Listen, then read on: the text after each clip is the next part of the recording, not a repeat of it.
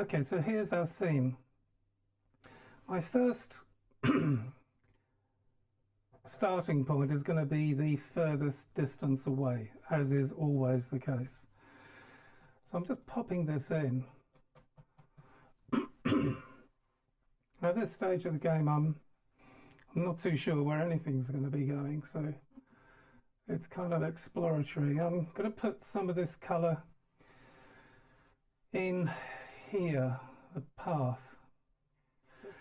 Now, where does the light go? Because I need to know this. The lights, you see these shadows coming across. There's no shadow here, but there's a shadow coming this way. Shadow here, this is a shadow. I can put shadows across the path. This tree is lighter here on the right and darker on the left. Same as this. So the shadows tell you where the sunlight is.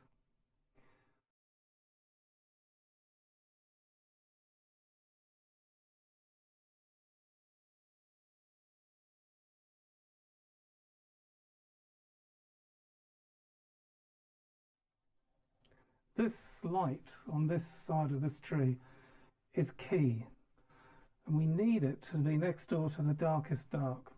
So let's stick it in.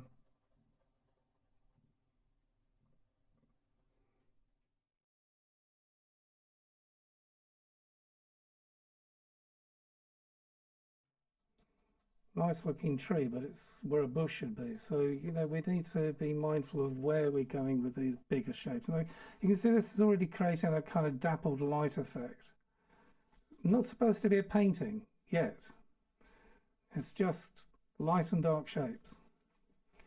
So if it doesn't look like a painting yet, fine. Don't worry about it. Try to look at the way I'm putting these brush marks in. Get a brush, kisses like this, crisscrosses, or downward and horizontal. I think when students start to paint, they're always in fear of getting the right colour, and to a certain degree you can say things like right colour, right place, right shape, etc., etc. gives a right painting. So, but really, if it's in the wrong place, well, you know, you can easily move it. It's not a big deal.